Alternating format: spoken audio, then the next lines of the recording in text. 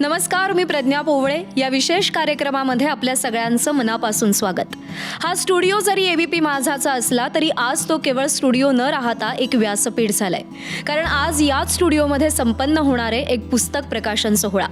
प्रकाशित होणारं पुस्तक हे केवळ पुस्तक नाही, तर तो एन्सायक्लोपीडिया आहे चित्रकलेचा. चित्रकला माणसाच्या व्यक्त होण्याचा सगळ्यात पहिला आविष्कार आणि महाराष्ट्रातल्या गेल्या 200 वर्षांपासूनचा शिल्प आणि चित्रकलेचा इतिहास आपल्यासमोर या पुस्तकाच्या माध्यमातून मांडला जाणार आहे. महाराष्ट्रातल्या चित्र आणि शिल्पकलाकारांची माहिती अवघ्या जगाला व्हावी या उद्देशानं महाराष्ट्राच्या चित्र आणि शिल्पकला कोशाची निर्मिती झाली आणि त्याचंच प्रकाशन आज आपण करणार आहोत. देशामध्ये अशा प्रकारच्या कोशाच्या निर्मितीचा हा पहिलाच प्रयोग आहे आणि या प्रकाशनासाठी मान्यवर सध्या व्यासपीठावर उपस्थित आहेत. या महाराष्ट्राच्या चित्र शिल्पकला कोशाचे संपादक सुहास बहुलकर सर आणि दीपक घारे सर आणि त्यासोबतच ज्यांच्यामुळे हा कोश आपल्यासमोर येतोय ते पंडोल आर्ट गॅलरीचे दादीबा पंडोल सर आणि त्यासोबतच एबीपी माझाचे मुख्य संपादक राजीव खांडेकर सर. मी राजीव सरांना विनंती करते की त्यांनी पुष्पगुच्छ देऊन मान्यवरांचं स्वागत करावं. सगळ्यात आधी सुहास बहुलकर सर यांचं स्वागत आपण करूया. लेखक, व्यक्तिचित्रकार, कलेचे संवर्धक आणि प्रसारक अशी त्यांची ख्याती आहे. सरांनी चितारलेली व्यक्तिचित्र आज अनेक मान्यवरांच्या घराची शोभा वाढवतात. आयुष्याची मौल्यवान माती, कलावंत आणि माणूस या पुस्तकांचं लेखन सुद्धा सरांनी केलेलं आहे आणि त्यासोबतच चतुरंगचा जीवनगौरव पुरस्कार सुद्धा सरांना प्राप्त झालेला आहे. यानंतर आपण स्वागत करूयात दीपक घारे सरांचं. राजीव सरांना विनंती करते की त्यांनी दीपक घारे सरांचं या कार्यक्रमामध्ये स्वागत करावं. कला समीक्षक, प्राध्यापक आणि चरित्र लेखनकार म्हणून दीपक घारे सर ख्यातनाम आहेत. साहित्य, कला आणि मुद्रण या तीनही क्षेत्रांमध्ये त्यांचं अगदी मुक्त वावर आहे. चित्रम खानोलकरांचं ललित चरित्र, घाशीराम एक वादळ नावाचं पुस्तक आणि आवर्जून सांगावं असं तर महान चित्रकार लिओनार्दो द विन्सीचं चरित्र सुद्धा सरांनी लिहिलेलं आहे. आणि यानंतर आपण स्वागत करूयात पंडोल आर्ट गॅलरीचे दादीबा पंडोल सरांचं. मी राजीव सरांना पुन्हा एकदा विनंती करते की त्यांनी पंडोल सरांचं सुद्धा स्वागत करावं. गेल्या 2 पिढ्यांपासून आर्ट गॅलरीच्या माध्यमातून कलेला प्रोत्साहन देत आहेत पंडोल सर. समकालीन आणि आधुनिक भारताच्या कला प्रवासाला चालना देण्याचं काम गेली 2 दशकं ते करतायत, किंबहुना त्याहून जास्त दशकं त्यांचा हा प्रवास आहे. अनेक चित्रकारांच्या पाठीशी त्यांना व्यासपीठ मिळवून देण्यासाठी पंडोल सरांची पंडोल आर्ट गॅलरी सातत्यानं कार्यरत आहे. मान्यवरांचं स्वागत करून झालेलं आहे. आपण कार्यक्रमाला सुरुवात करूया. मी राजीव सरांना विनंती करते की त्यांनी या कार्यक्रमाचं प्रास्ताविक करावं. धन्यवाद प्रज्ञा. आणि मला अतिशय आनंद होतोय या कार्यक्रमामध्ये आज महाराष्ट्रातले चित्रकलेच्या क्षेत्रातले 3 मोठी माणसं आज एबीपी माझाच्या स्टुडिओमध्ये आलेली आहेत आणि त्यांचं स्वागत करतानाही आणि या कार्यक्रमाचं खरं तर आयोजन करण्यामध्येही आम्हाला खूप आनंद आणि खूप खरं तर आम्ही भाग्यवान मानतो की आम्हाला या पुस्तकाचं, या एन्सायक्लोपीडियाचं प्रकाशन करायची संधी मिळाली. खरं तर असा एक उपक्रम करावा की ज्यामुळं महाराष्ट्रामध्ये निर्माण होत असलेल्या महत्त्वाच्या पुस्तकांना जास्तीत जास्त लोकांपर्यंत आपल्याला घेऊन जाता येईल. या उद्देशानं या प्रकारे महत्त्वाच्या पुस्तकांचं प्रकाशन करण्याचा संकल्प आम्ही सोडला. त्या मालिकेतलं आज हे दुसऱ्या ग्रंथाचं प्रकाशन एबीपी माझाच्या स्टुडिओमध्ये होतं आहे. डॉक्टर आनंद नाडकर्णी यांच्या कोरोना काळातल्या दिवसांच्याबद्दलचं एक फार महत्त्वाच्या पुस्तकाचं पहिल्यांदा प्रकाशन या व्यासपीठावरून झालं होतं आणि आज हे दुसरं पुस्तक. खरं तर 2013मध्ये दीपक घारे आणि सुहास बहुलकर यांनी मराठी चित्रशिल्पकलेचा जो प्रवास आहे गेल्या 200 वर्षांचा ते ग्रंथरूपानं मांडण्याचं फार मोठं महत्त्वाचं काम केलं होतं. आणि एकूण आपली ही परंपरा जी आहे ज्याला बॉम्बे स्कूल म्हणतात ती किती वैभवशाली आहे याचा प्रत्यय एकत्रित रूपानं मराठी वाचकांना, या क्षेत्रामध्ये काम करणाऱ्यांना मिळवून दिला होता. खरं तर हे एक मोठं शिवधनुष्य होतं असं मी म्हणेन की ज्याद्वारे अनेक ज्ञात किंवा अज्ञात होऊन गेलेल्या मंडळींचं काम शोधून त्यांना एकत्र आणायचं, त्यांच्याविषयीची माहिती गोळा करायची, त्यांची चित्रं जमवायची आणि ते पुस्तक रूपानं हा सगळा इतिहास जो आहे तो आपल्या प्रेक्षकांसमोर, वाचकांसमोर घेऊन यायचं. आणि मला खरंच आनंद होतो याचं औपचारिक प्रकाशन आज इथं होतं आहे. एक कार्यक्रम जे जे स्कूलमध्ये काही दिवसांपूर्वी झाला. जर आत्ताचा कोरोनाचा काळ नसता तर या ग्रंथराजाचं प्रकाशन खूप मोठ्या पातळीवर फार समारंभपूर्वक असं होऊ शकलं असतं. अशी त्या ग्रंथराजाची खरं तर योग्यता आहे. आणि जेव्हा पुस्तक आपण पाहाल तेव्हा लक्षात येईल की खूप मोठं काम या निमित्तानं झालेलं आहे. याची प्रस्तावना जी आहे ती प्रस्तावना हे एक स्वतंत्र पुस्तक होईल या पद्धतीनं आपल्या सगळ्या महाराष्ट्राच्या चित्रपरंपरेचा जो एक मोठा वारसा आहे तो त्यातून मांडला गेलेला आहे. आणि ती प्रस्तावना हे एक स्वतंत्र पुस्तक जवळपास 74-75 पानाची प्रस्तावनाच या ग्रंथराजामध्ये समाविष्ट आहे. मी या सगळ्या मंडळींचं पुन्हा एकदा स्वागत करतो स्टुडिओमध्ये आणि त्यांचे आभार मानतो की एक मोठं काम या निमित्तानं त्यांच्या हातून झालेलं आहे त्याबद्दल. आणि थांबतो. नमस्कार. धन्यवाद सर. आणि यानंतर तो क्षण की ज्याच्यासाठी आपण आज सगळे इथे एकत्र जमलेलो आहोत.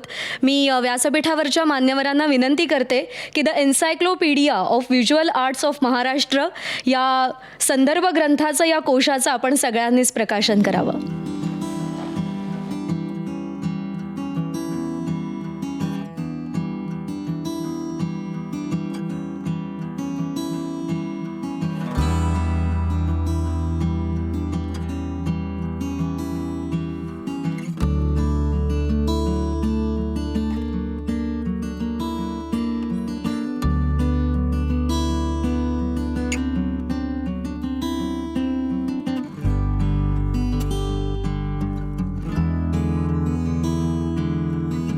गेल्या 200 वर्षांमध्ये महाराष्ट्रानं चित्रकला आणि शिल्पकलेच्या क्षेत्रामध्ये काय काय कमावलेलं आहे, काय काय देऊ केलेलं आहे या सगळ्याचा आढावा घेणारा हा संदर्भ ग्रंथ आहे.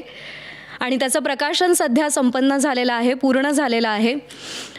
यानंतर मी या संदर्भ ग्रंथाचे जे प्रकाशक आहेत पंडोल आर्ट गॅलरीचे दादिबा पंडोल सर यांना विनंती करते की त्यांनी त्यांचं मनोगत इथे व्यक्त करावं. कारण का सुहास सर जेवढं मी ऐकलं आहे त्याप्रमाणे 2013 साली हा ग्रंथ मराठीमध्ये आलेला होता आणि आता तो इंग्रजीमध्ये सगळ्यांसाठी उपलब्ध होतो आहे. तर यामागे प्रकाशकाची नेमकी काय भूमिका होती ही आपल्याला सगळ्यांनाच जाणून घ्यायची आहे. मी पंडोल सरांना विनंती करते. 2013मध्ये जेव्हा दृश्यकलाचा रिलीज झाला होता जो हिंदुस्तान प्रकाशन संस्थाने पब्लिश केली होती तेव्हा मला दिसलं की हा पुस्तक एवढी कामाची आहे की मी हा आर्ट फील्डमध्ये राहून पण मला किती नाही माहीत होता ते मला माहिती पडलं. तर मी विचारलं की हा इंग्लिशमध्ये राहिली तर खूप जास्त ऑडियन्सला ते ॲड्रेस करू शकणार. आणि सजेशन्स करायचं खूप आसान आहे की हा कोणाला करायला पाहिजे की नाही करायला पाहिजे. तर तोच वेळेला मी विचार केला की दुसऱ्यांच्याकडून मलाच करायला पाहिजे आणि ते रिस्पॉन्सिबिलिटी मी घेतली तेच दिवसात.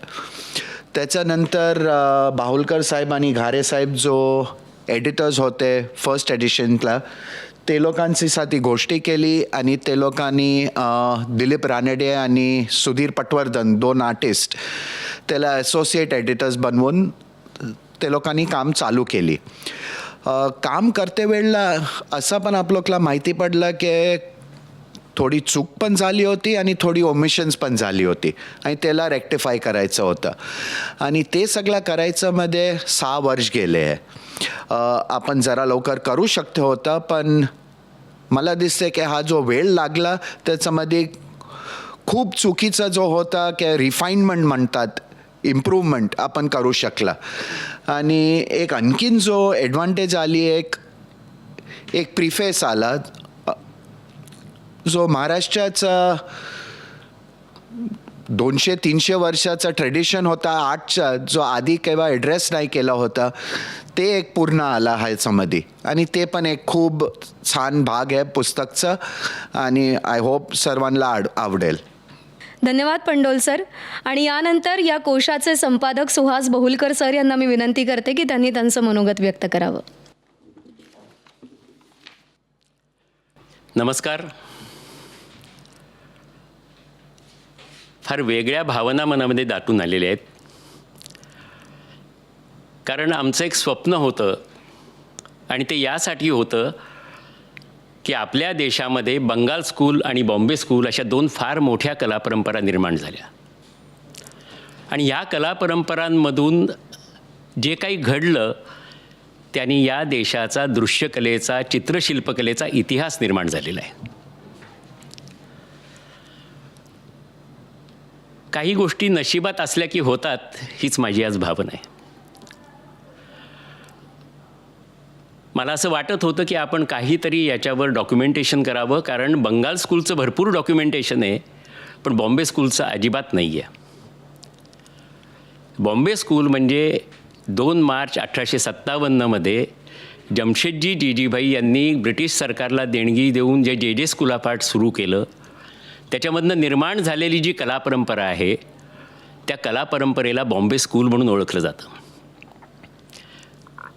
पण दुर्दैवाचा भाग असा की याच्याकडे न शासनाने लक्ष दिलं, न समाजाने दिलं, आणि आम्हा कलावंतांचाही त्याबाबतीत दोष आहे. कारण महाराष्ट्रात जर कलेच्या बाबतीत म्हणलं तर लोकांना, सर्वसामान्यांना, राजकारण्यांना, अभ्यासकांना, कला अभ्यासक त्यात मी म्हणत नाही आहे, पण बाकीच्या सर्व लोकांना अजंठा वेरूळ माहिती असतं, आणि त्याच्यानंतर त्यांना माहिती असतात ते रवी वर्मा, मग हुसेन, आणि हल्लीच्या काळात गायतोंडे. पण त्या व्यतिरिक्त खूप काही गोष्टी आपल्याकडे घडलेल्या आहेत. चित्रकलेमध्ये खूप प्रयोग झालेले आहेत. चित्रकलेच्या, शिल्पकलेच्या क्षेत्रामध्ये अत्यंत दैदिप्यमान अशी कामगिरी बजावणारे असंख्य चित्रकार होऊन गेलेले आहेत. त्यातल्या निवडक चित्रकारांची तरी माहिती आपल्याला व्हायला पाहिजे, ही भावना मनात होती. आणि जसं मगाशी राजीव सरांनी उल्लेख केला की दृश्यकला या कोशामुळे आम्हाला काही प्रमाणात ते मराठीत आणता आलं,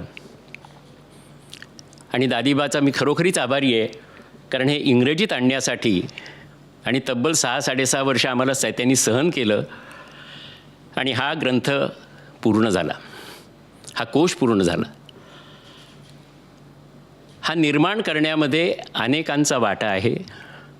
मराठीमध्ये ज्यावेळेला आम्ही हा कोश निर्माण करायचं ठरवलं, त्यावेळेला प्रथम निवड समिती बनवून एक आमची कमिटी बनवली, आणि त्या कमिटीनी नावं निवडली.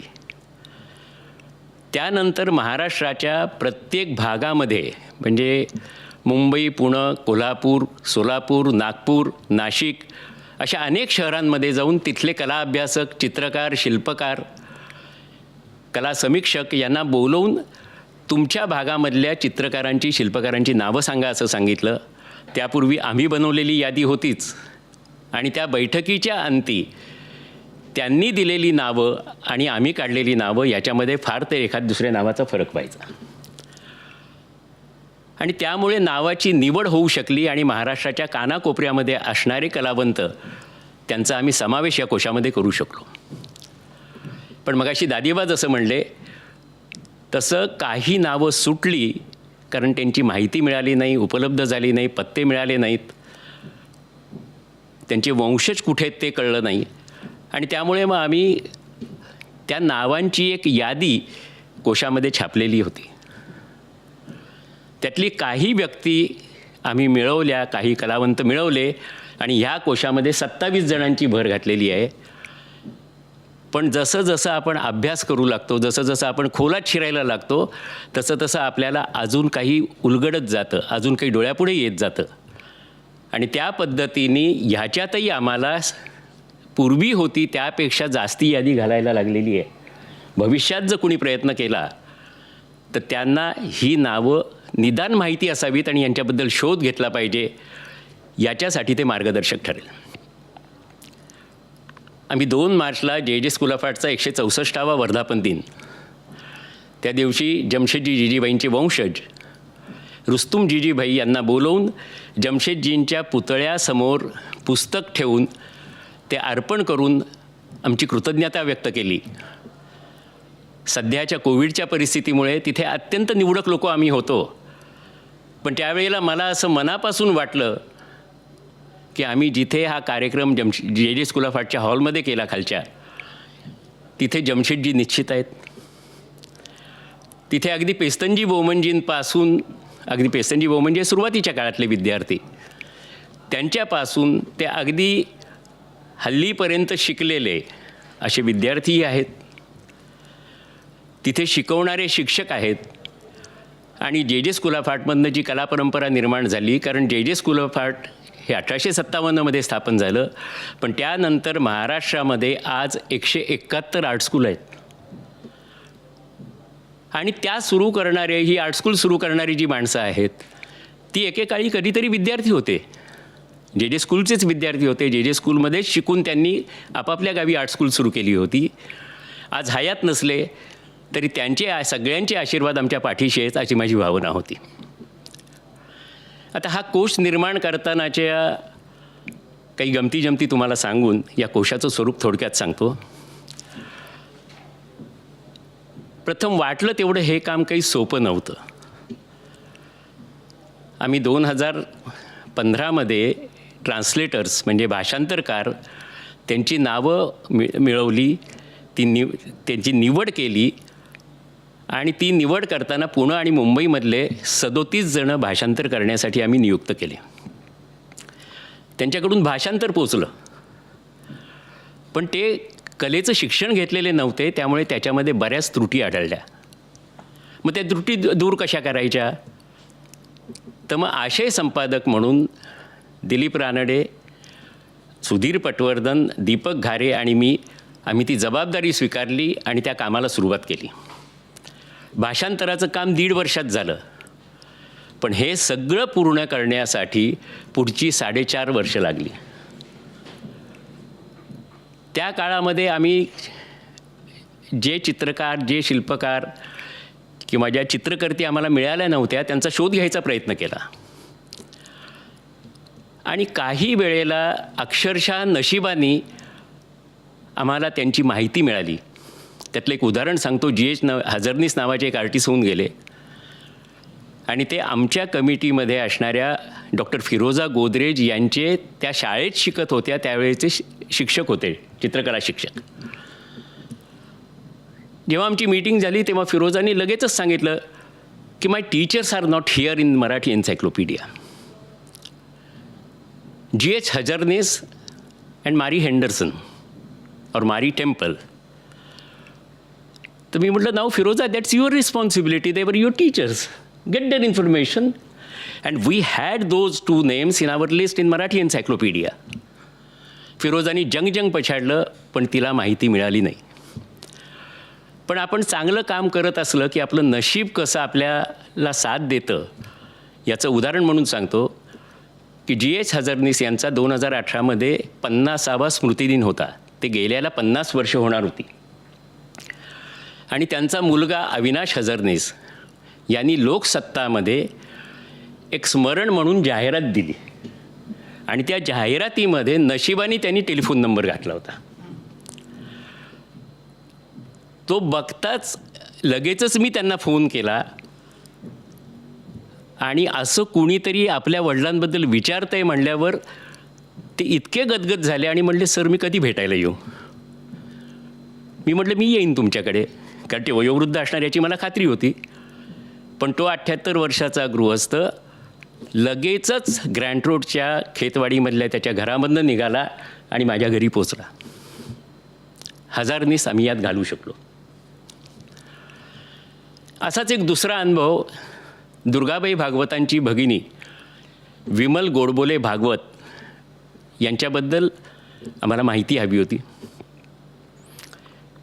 माझी पत्नी साधना बहुळकर हिला एशियाटिक सोसायटीची स्कॉलरशिप फेलोशिप मिळाली होती आणि त्या फेलोशिप अंतर्गत ती बॉम्बे स्कूलच्या स्त्री चित्रकार या विषयावर काम करत होती. तिने दुर्गा भागवतांच्या घरी जाऊन शोधायचा प्रयत्न केला, काहीही सोर्स मिळाला नाही.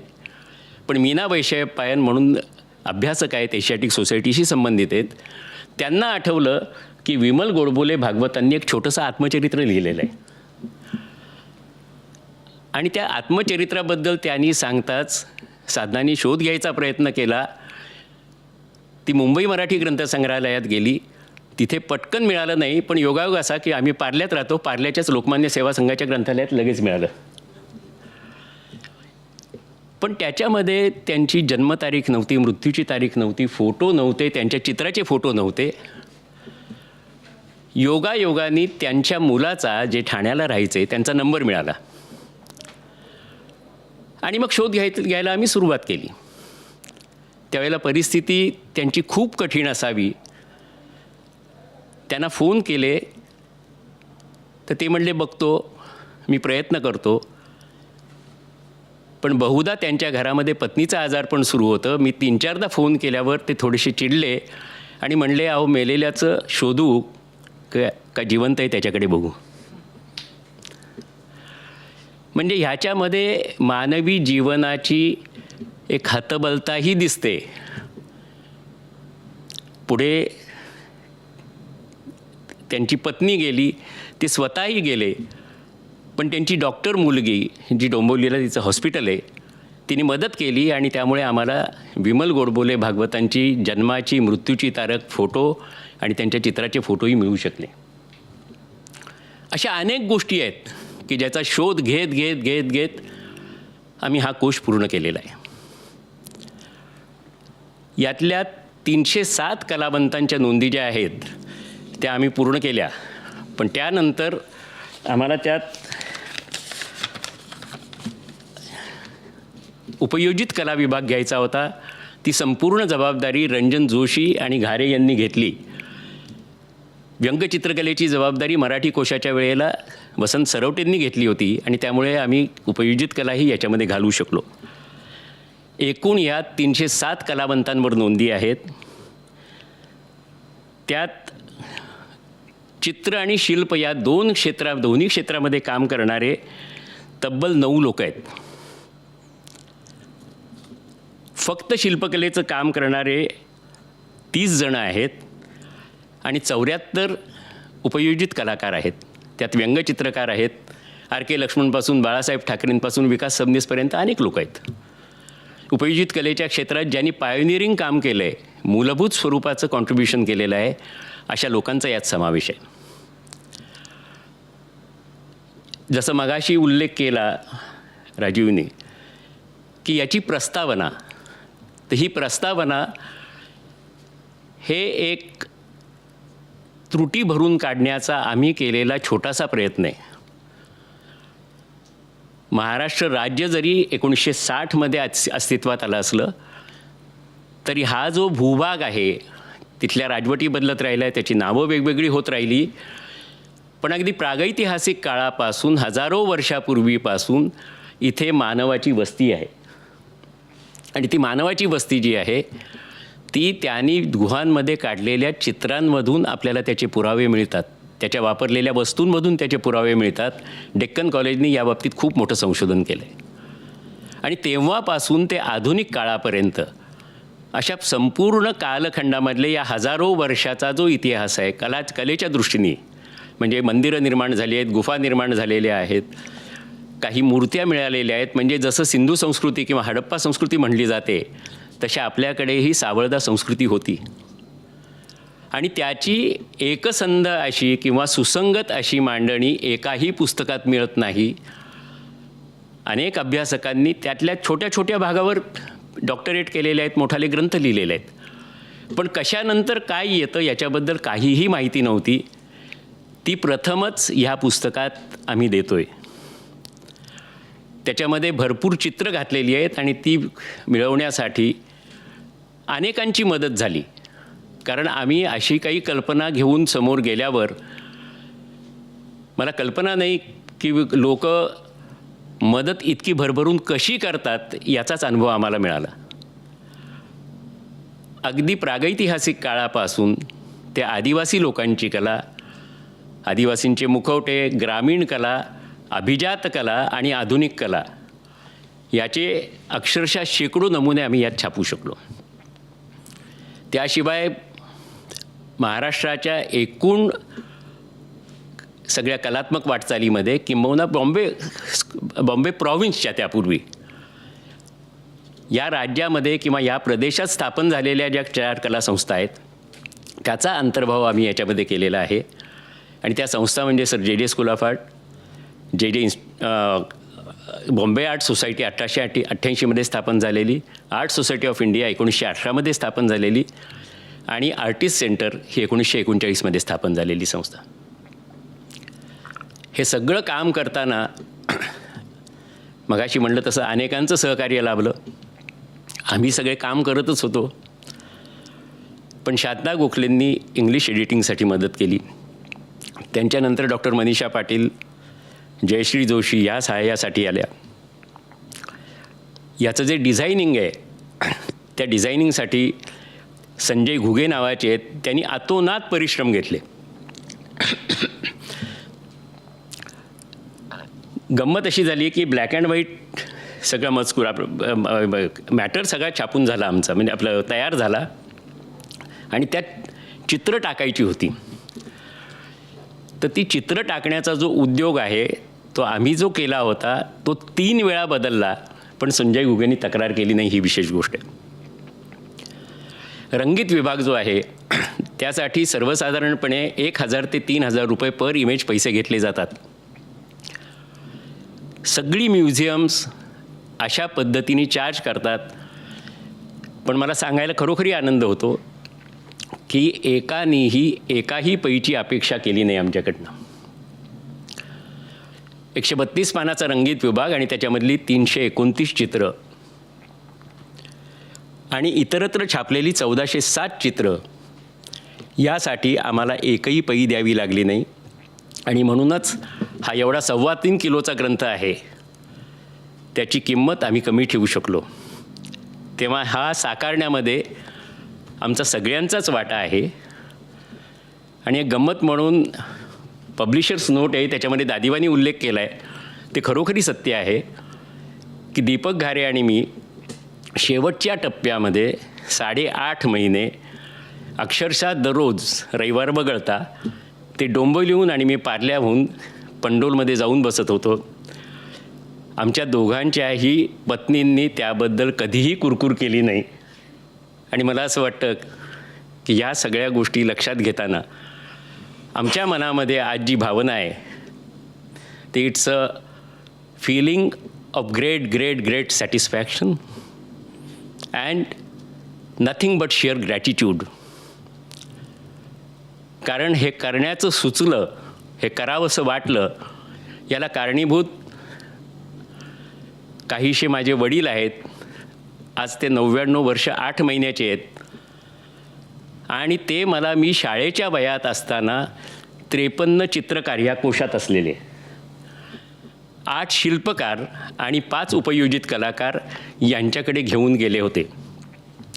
आणि त्यात NS बेंद्रेंपासून MR आचरेकरांपर्यंत आणि शिल्पकारांमध्ये वाघ म्हणून शिल्पकार आहेत, त्यांच्यापासून सदाशिव साठेंपर्यंत, राम सुतारांपर्यंत अनेकांकडे त्यांनी नेलं होतं. आणि प्राध्यापक बाबूराव सडवेलकरांनी मला जेचा चित्रसंग्रह सांभाळायला लावला नसता, जो मी 1976 ते 1995पर्यंत सांभाळत होतो आणि आजही सांभाळतो, त्याच्याकडे लक्ष असतं माझं, ते जर मला करायला सांगितलं नसतं तर असं काही माझ्या डोक्यात आलं असतं असं मला अजिबात वाटत नाही. आणि त्यामुळे हे काम झालं, हे मोठं काम झालं हे आम्हालाही दिसतंय, पण त्याच्या मागे अनेकांचे परिश्रम आहेत आणि त्याच्याबद्दल फक्त कृतज्ञता आमच्या मनात आहे. ABP माझानी, राजीवनी अशा पद्धतीच्या उपक्रमाला हा जो प्रतिसाद दिलेला आहे तो खरोखरीच हृदय आहे, आनंददायी आहे आणि अत्यंत समाधान देणार आहे. धन्यवाद. खूप खूप धन्यवाद सर, तुम्ही हा सगळा प्रवास आत्ता आमच्यासमोर मांडलात त्यासाठी. आणि यानंतर या पुस्तकाचे सहसंपादक दीपक घारे सरांना मी विनंती करते की त्यांनी त्यांच्या संपूर्ण आठवणी, हा प्रवास कसा होता ते आम्हाला सांगावं. आज खूप चांगला योग जुळून आलेला आहे असं मला वाटतं. सुहास बहुळकरांनी कोशाची निर्मिती कशी झाली त्याबद्दल सविस्तरपणे सांगितलं आणि त्या सगळ्या टीमबरोबरच माझाही तितका सहभाग होताच. मराठी जो कोश आहे त्या मराठी कोशाला दृश्यकला असं नाव दिलेलं होतं आणि हा इंग्रजीतला जो कोश आहे त्या कोशालासुद्धा व्हिज्युअल आर्ट असं नाव दिलेलं आहे. केवळ चित्रकला आणि शिल्पकला एवढ्यापुरतीच कला मर्यादित न राहता दृश्यकला किंवा व्हिज्युअल आर्ट यामध्ये जी सर्वसमावेशकता आहे ती सर्वसमावेशकता आणण्याचा प्रयत्न आम्ही सर्वांनी या कोशामध्ये केलेला आहे. म्हणजे असं की आपल्याला चित्रकला किंवा शिल्पकला एवढ्याच गोष्टी माहीत असतात. इतर कलांचा फारसा परिचय नसतो किंवा इतर कला आणि चित्रकला यांचा संबंध काय आहे याच्याकडेही फारसं लक्ष वेधलं जात नाही. तर एक समग्रतेने दृश्यकलेचं रूप मांडावं असा विचार या पाठीमागे होता. अर्थातच दिलेली जी पृष्ठसंख्या आहे त्या पृष्ठसंख्येच्या मर्यादेमध्ये संबंधित सर्व कलांचा म्हणजे दृश्यकलेशी संबंधित सर्व कलांचा समावेश करणं हे शक्य नव्हतं. त्यामुळे भर जरी चित्रकला आणि शिल्पकलेवर राहिलेला असला तरी इतर कलांचा म्हणजे मुख्यतः ज्याला आपण उपयोजित कला असं म्हणतो किंवा अप्लाइड आर्ट असं म्हणतो त्या अप्लाइड आर्टचा पण समावेश या कोशामध्ये करावा ही कल्पना मुख्यतः सुहास बौळकरांचीच. आणि ती कल्पना प्रत्यक्षात येण्यासाठी त्यांनी प्रथम रंजन जोशी आणि मला विचारलं त्या संदर्भात काही सहकार्य करता येईल का. आणि त्या दिवसापासून आम्ही दोघंही या कामामध्ये सहभागी झालो आणि मग हा कोश आकाराला आला. आधी मराठी आणि नंतर इंग्रजी. आता ज्याला आपण अप्लाइड आर्ट म्हणतो त्याचाही प्रवास खूप वेगवेगळ्या पद्धतीने झालेला आहे. सुरुवातीला ती कमर्शियल आर्ट होती, मग अप्लाइड आर्ट झाली, मग आता आजच्या काळाचा जर विचार केला तर नुसती जाहिरात कला न राहता त्याच्यामध्ये डिझाईन म्हणजे संकल्पन आलं, इंडस्ट्रीयल आर्ट आली, ज्याला आपण पब्लिशिंग आर्ट असं म्हणतो म्हणजे प्रकाशन पुस्तकं मासिकं यासाठी वापरण्यात येणारी चित्रकला याचाही समावेश होतो, फॅशन डिझाईन येतं. असा त्याचा विस्तार आता खूप मोठ्या प्रमाणात झालेला आहे. असं जरी असलं तरी हा कोश हा बॉम्बे स्कूलशी निगडीत आहे आणि जे जे स्कूल ऑफ आर्टमधून किंवा सर जे जे इन्स्टिट्यूट ऑफ अप्लाइड आर्टमधून जे काही विद्यार्थी बाहेर पडले आणि ज्यांनी फाईन आर्टमध्ये तसंच उपयोजित कलेमध्ये खूप महत्त्वाचं योगदान दिलं त्या अनेकांचा समावेश उपयोजित कलेच्या विभागात केलेला आहे. त्यामध्ये जसं आत्ता बौळकरांनी सांगितलं तसं व्यंगचित्रांचा समावेश हा एक मोठा विभाग आहे. त्याच्यानंतर जाहिरात कला आहे आणि ज्याला आपण इलस्ट्रेशन्स म्हणतो पुस्तकांचे मासिकांचे जी चित्र असतात त्या चित्रकारांचासुद्धा समावेश त्यात केलेला आहे. त्याचप्रमाणे वेगवेगळ्या शाखा या उपयोजित कलेमध्ये निर्माण झालेल्या आहेत. उदाहरणार्थ ज्याला आपण मेडिकल इलस्ट्रेशन म्हणतो किंवा वैद्यकीय क्षेत्रातली चित्रकला किंवा विज्ञान क्षेत्रातली चित्रकला ह्या प्रकारच्या चित्रकलेच्या शाखेची सुरुवात कोणी केली त्या एकेकाचं प्रातिनिधिक परिचय आम्ही या खंडामध्ये करून दिलेला आहे. आता उदाहरणार्थ प्रयागी या नावाचे चित्रकार होते. त्यांनी वैद्यकीय क्षेत्रामध्ये जी चित्रकला लागते त्या चित्रकलेचा पाया घातला. पूर्वीच्या काळामध्ये फोटोग्राफी एवढी छायाचित्रण कला प्रगत झालेली नव्हती किंवा सूक्ष्मदर्शक यंत्राखाली जे काही तुम्हाला रचना दिसतात त्या रचना आज आपण छायाचित्रणाच्याद्वारे दाखवू शकतो. त्या काळामध्ये हे सर्व काम चित्रकारांना करावं लागायचं. त्या वैद्यकीय तज्ज्ञांशी चर्चा करून किंवा इतर त्यांचं सहाय्य घेऊन ते करावं लागायचं. तर प्रयाग या अशा प्रकारचे चित्रकार होते. नाना शिवलकर म्हणून त्यांनी तुम्हाला जर आठवत असेल जुन्या पिढीतल्या लोकांना सायन्स टुडे या नावाचं एक टाइम्स ऑफ इंडियाचं प्रकाशन होतं. त्या सायन्स टुडेच्या मुखपृष्ठांवरती विज्ञानावर आधारित अशी चित्र ही नाना शिवलकरांची असायची. तर त्यांनी एक नवा ट्रेंड ह्या चित्रकलेच्या किंवा इलस्ट्रेशनच्या बाबतीमध्ये सुरू केला. त्यांचा परिचयही इथे दिलेला आहे. त्याच्यानंतर इराणी नावाचे एक चित्रकार आहेत. त्यांनी सलीम अली किंवा त्यासारखे पक्षीतज्ञ जे पक्ष्यांचं निरीक्षण करतात आणि त्याबद्दल पुस्तकं लिहितात, त्या पुस्तकांमध्ये शास्त्रीयदृष्ट्या काटेकोरपणे चित्रण केलेली चित्रकला ही अत्यंत आवश्यक असते. तर अशा प्रकारची एक वेगळी शाखा त्या काळामध्ये नव्हती. पण इराणीसारख्या चित्रकारांनी त्यांनी सलीम अलींच्या पुस्तकालाही इलस्ट्रेशन्स केलेली आहेत. ती एक शाखा त्यामुळे निर्माण झाली. तर अशा प्रकारच्या ज्या विविध शाखा आहेत त्यांचा परिचय उपयोजित कलेमध्ये दिलेला आहे. ज्याला आपण मुद्राक्षर कला म्हणतो, फॉन्ट डिझायनिंग म्हणतो, वेगवेगळी अक्षरवळणं तयार करणं, त्या संदर्भामध्ये सुद्धा आपल्याकडे खूप मोठं काम झालेलं आहे. पण त्याची सर्वसामान्यांना फारशी कल्पना नसते. अगदी निर्णयसागर प्रेसपासून ते आत्ताच्या डिजिटल तंत्रज्ञानापर्यंत अनेकांचा त्याला हातभार लागलेला आहे. तर त्यापैकी LS वाकणकर आहेत किंवा रकरू जोशी आहेत किंवा नाटकांच्या जाहिराती तयार करणारे कमल शेडगे आहेत, अच्युत पालव आहेत. ह्यासारख्या ज्याला आपण कॅलिग्राफी म्हणतो, सुलेखन कला म्हणतो, सुलेखन कला आणि मुद्राक्षर कला यांची सांगड घालणाऱ्या चित्रकारांचा परिचयसुद्धा या खंडामध्ये करून दिलेला आहे. जाहिरात कलेच्या क्षेत्रामध्ये VN आडारकर हे एक मोठं व्यक्तिमत्व होतं. त्यांनी कला शिक्षणाच्या बाबतीमध्ये पुष्कळ काही काम केलं आणि आत्ताचं जे IITमध्ये IDC सेंटर आहे त्याचे उभारणी करण्यामध्ये त्यांचा सहभाग होता. तर आडारकरांचा परिचय त्याच्यामध्ये दिलेला आहे. जाहिरात कलेच्या क्षेत्रामधले मग भाई पत्की असतील किंवा YT चौधरी असतील किंवा अगदी आत्ताच्या काळातले अनेक चित्रकार असतील, या सर्वांचा परिचय या खंडामध्ये करून देण्यात आलेला आहे. जरी फाईन आर्ट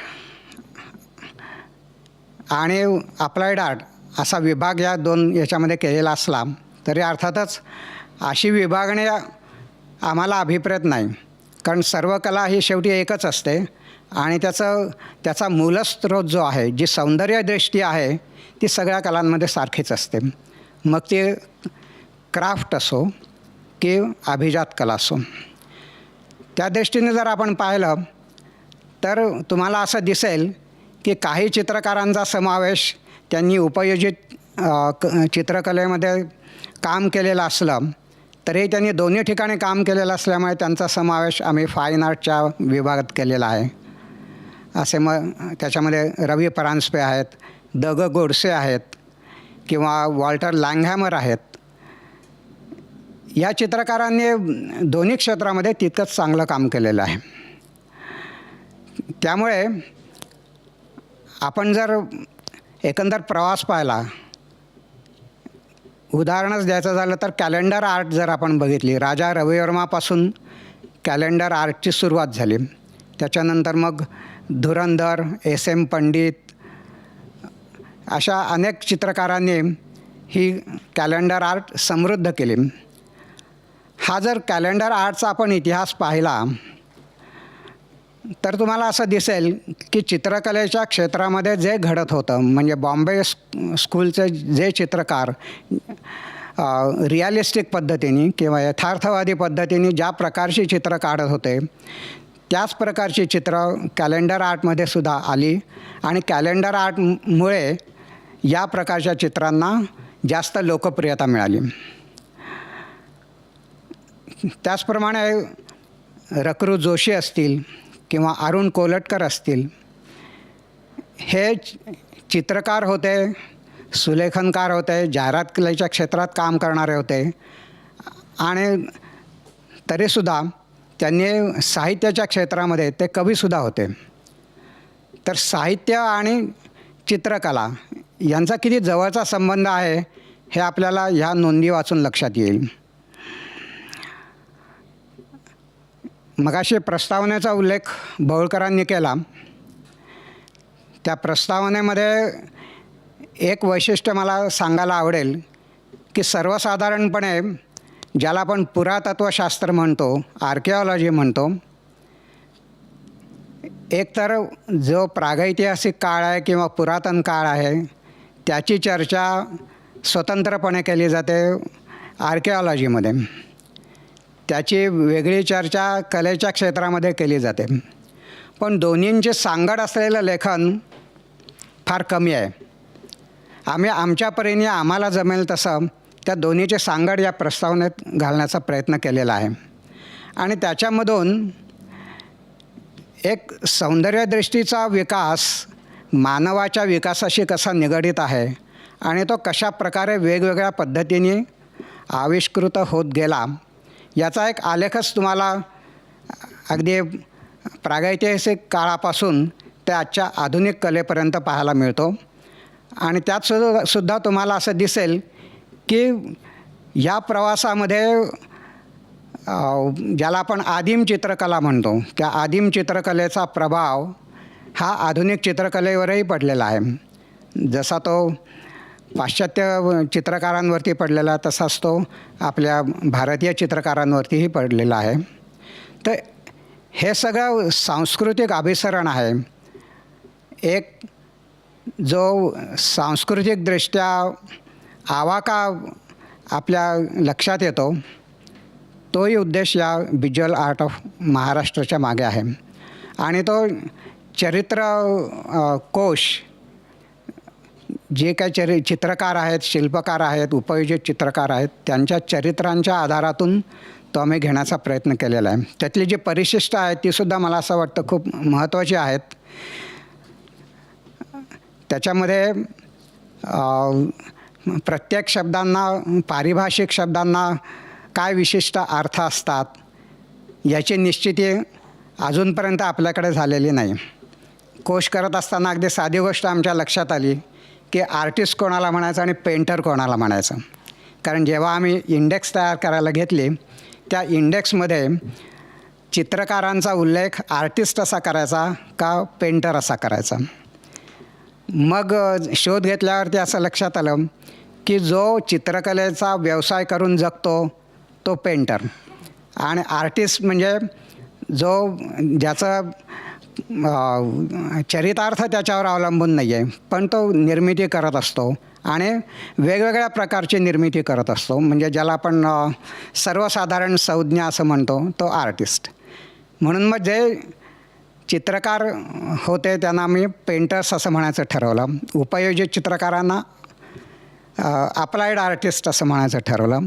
तर हे जे काही सूक्ष्म भेद आहेत ते त्याच्यासाठी आम्ही एक ग्लॉसरी तयार केली. विशेषतः जाहिरात कलेच्या क्षेत्रामध्ये अनेक संज्ञा वापरल्या जातात. क्रिएटिव्ह हेड असतो, आर्ट डायरेक्टर असतो, इलस्ट्रेटर असतो, व्हिज्युअलायझर असतो. आता या सगळ्याची अर्थनिश्चिती कशी करायची आणि आम्ही ज्या नोंदी केलेल्या आहेत त्या व्यक्ती नेमक्या कोण होत्या याचा अर्थ एका शब्दात त्यांचं वर्णन कसं करता येईल याच्यासाठी मग ग्लॉसरी तयार केली आणि ती ग्लॉसरी पण या कोशामध्ये नव्याने जोडलेली आहे. तर अशा प्रकारच्या अनेक बारीक सारीक गोष्टी हे करत असताना आमच्या अनुभवाला आल्या. आणि त्याच्यामध्ये जसं भोळकरांनी सांगितलं की अनेक कृतार्थतेचे प्रसंग आले. अनपेक्षितपणे काही नवीन माहिती मिळत गेली. काही लोकांनी निराशा केली म्हणजे माहिती दिली नाही किंवा माहिती द्यायला टाळाटाळ केली. असं सगळं जरी असलं तरी हा सगळा जो एकंदर प्रवास होता त्या प्रवासातून आम्हीही तितके समृद्ध होत गेलो. आणि जेव्हा वाचक ह्या ग्रंथाकडे संदर्भ ग्रंथ म्हणून बघतील किंवा एक ग्रंथ म्हणून वाचतील तर दोन्ही प्रकारांनी त्यांना तो तितकाच उद्बोधक आणि रोचक वाटेल अशी मला खात्री आहे. धन्यवाद. कार्यक्रमाच्या अगदी शेवटच्या टप्प्याकडे आपण आलेलो आहोत. खरं तर सर, चित्रकलेबद्दल माझं ज्ञान अगदी अल्प आहे, पण मानवाच्या व्यक्ततेचा पहिला आविष्कार आपण चित्रकलेला म्हणू शकतो. कारण का जेव्हा लिपी, भाषा, शब्द काहीच माणसाला माहिती नव्हते, तेव्हा तो चित्रकलेच्या माध्यमातून संवाद साधत होता. आणि याच चित्रकलेचा महाराष्ट्रातला 200 वर्षांच्या इतिहासाचा ठेवा तुम्ही आज आमच्या हाती सुपूर्द केला आहे, त्याबद्दल तुम्हा दोघांचेही आणि पंडोल सर तुमचेही खूप मनापासून आभार. आणि यासोबत या प्रकाशन सोहळ्यामध्ये आत्ता आपण इथेच थांबूया. पाहत रहा ABP माझा.